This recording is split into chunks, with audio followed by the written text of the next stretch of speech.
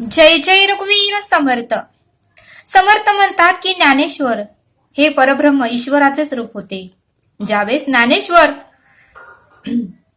ज्यावेळेस ज्ञानेश्वर हे भिक्षा मागण्यासाठी एका गावामध्ये आपले 4 भावंडासह गेले, त्यावेळेस त्या गावातील लोक ज्ञानदेवांना म्हणाले की आमच्या इथेही एका रेड्याचे नाव ज्ञानदेवच आहे. आमच्या गावातही एका रेड्याचं नाव ज्ञानदेवच आहे आणि तो रेडा इथंच आहे. आणि आम्ही तुम्हाला एक विनंती करतो की या रेड्याच्या मुखातून तुम्ही वेद म्हणून घ्या. त्यावेळेस ज्ञानदेवही शांत बसले आणि ज्ञानदेव त्या गावातील व्यक्तींना छान असं उत्तर देऊ लागले. ज्ञानदेव म्हणाले की त्या रेड्यात आणि माझ्यात खरोखरच काहीच फरक नाही. द्विजश्रेष्ठही त्या रेड्यात आणि माझ्यात खरोखरच काही फरक नाही. सर्वभूती आत्मा हा एकच आहे. सूर्य जसा सर्व ठिकाणी एकच आहे, तसाच परमात्माही सर्वव्यापी आहे. त्यावेळेस ज्ञानदेव त्या गावातील लोकांना म्हणाले, सूर्य जसा सर्व ठिकाणी एकच आहे, तसा परब्रह्म ईश्वर ही सर्वव्यापी आहे. सर्व ठिकाणी तो व्यापून उरलेला आहे. तो सर्व महाराष्ट्रातही आहे आणि परदेशातही आहे. सूर्य हा सगळ्यांना प्रकाश देतो आणि म्हणूनच ज्ञानदेव म्हणाले की त्या रेड्यात आणि माझ्यात काहीही फरक नाही. त्याच्यातला आत्मा आणि माझा आत्मा हे परमेश्वराचं रूपच आहे. त्यावेळेस मात्र गावातील लोक ज्ञानेश्वरांना म्हणाले की तुम्ही या रेड्याच्या मुखातून वेद वधवून घ्या. त्यावेळेस ज्ञानदेवांनी त्या रेड्याला आज्ञा केली. ज्ञानदेव त्या रेड्याजवळ गेले आणि ज्ञानदेव त्या रेड्याजवळ जाऊन त्या रेड्याला म्हणाले, हे महिषराज, आपण एखादा वेदमंत्र या लोकांना म्हणून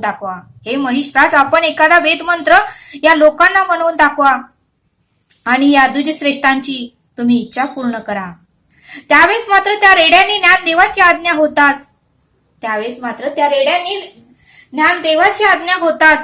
त्या रेड्याने वेद म्हणण्यास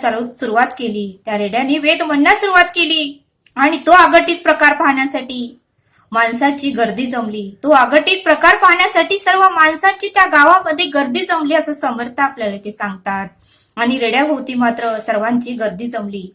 स्त्रिया ज्या पाण्याला जात होत्या त्यांनीही कमरेवरच्या रिकामे घागरी तशाच ठेवून त्या रेड्याच्या जवळ धाव घेऊ लागल्या आणि तो चमत्कार सर्व लोकांनी पाहिला. आणि मग तर सर्व लोकांना आश्चर्य वाटलं. सारेच हा अघटित प्रकार पाहून आश्चर्यचकित झाले आणि साऱ्यांच्या डोळ्यातून अश्रू येऊ लागले. सर्व लोकांच्या डोळ्यातून मात्र ज्ञानेश्वरांचा हा चमत्कार पाहून रेड्याच्या मुखातून वेद ज्यावेळेस रेडा म्हणला त्यावेळेस मात्र सर्व लोकांच्या डोळ्यातून अश्रू येऊ लागले आणि धन्य धन्य या शब्दांची ज्ञानदेवावर वृष्टी झाली आणि सारे लोक ज्ञानेश्वरांच्या चरणी लोळण घालू लागले. ज्ञानेश्वराच्या चरणाला स्पर्श करू लागले आणि ज्ञानदेवांना माफी मागू लागले. खरंच ज्ञानदेव म्हणजे साक्षात ईश्वर, साक्षात परब्रह्मांचाच अवतार होता असं समर्थ आपल्याला ते सांगतात. आणि म्हणून समर्थ म्हणतात की पशु बोलता झाला. म्हणून ज्ञानदेव म्हणाले की हा पशु बोलता झाला, ही सुद्धा तुमचीच कृपा आहे. ज्ञानदेव परमेश्वराला म्हणाले की हा पशु बोलता झाला, ही सुद्धा ईश्वराचीच कृपा आहे ब्राह्मणांकडून. आणि मग मात्र ज्ञानेश्वरांनी ब्राह्मणांकडून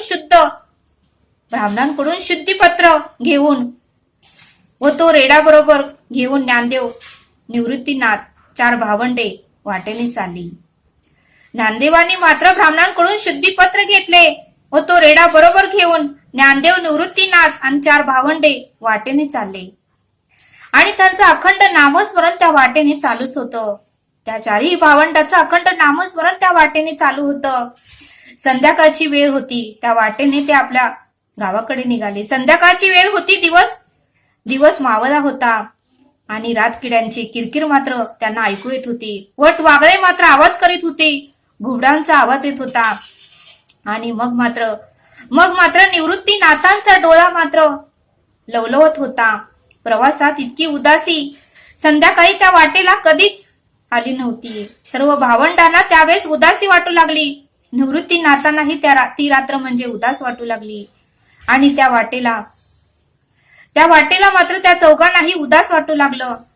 आणि समोरूनच मग हे राम असं करत एक प्रेत यात्रा त्यांच्या दिशेनेच होत होती.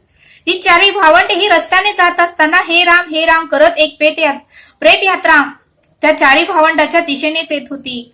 ते पाहून मात्र सोपान देवांना खूप भीती वाटली. मुक्तालाही खूप भीती वाटली. त्यावेळेस मात्र ज्ञानदेव मात्र हसू लागले. आणि ज्ञानदेव त्या तीन भावंडांना म्हणाले, ही मनुष्याची सत्य आहे, मनुष्याचे सत्य आहे, ही मनुष्याची सहस्थिती आहे. जेथून आलो आहे त्याच दिशेने आपल्याला जायचं आहे. आपण जेथून आलो आहे त्याच दिशेने आपल्याला सर्वांना जायचं आहे. त्यामुळे तुम्ही घाबरू नका आणि वाईट वाटण्याचे कारणही नाही. तेवढ्यातच मात्र ज्ञानदेवांनी मुक्ताला, निवृत्तीनाथांना आणि सोपानाला आपल्या कडेवर घेतले. ते तिघेही घाबरू लागले म्हणून ज्ञानदेवांनी मुक्ताला, निवृत्तीनाथांना आणि सोपानाला आपल्या कडेवर घेतले. आणि तेवढ्यातच एक बाई ज्ञानदेवांच्या जवळ आली आणि त्यांच्या पायाशी वाकली आणि त्यांच्या चरणाचं तिनं दर्शन घेतलं. आणि ज्ञानदेवांनी मात्र कुठलाही विचार न करता, संध्याकाळ होती त्यांना दिसलं नाही, पण एक ताई आपल्या चरणाचं दर्शन घेत आहे हे कळाल्यावर मात्र ज्ञानदेवांनी सौभाग्यवती भव असा आशीर्वाद त्या ताईला दिला. ज्ञानदेवांना मात्र काळोख्यात त्या ताई दिसला नाही.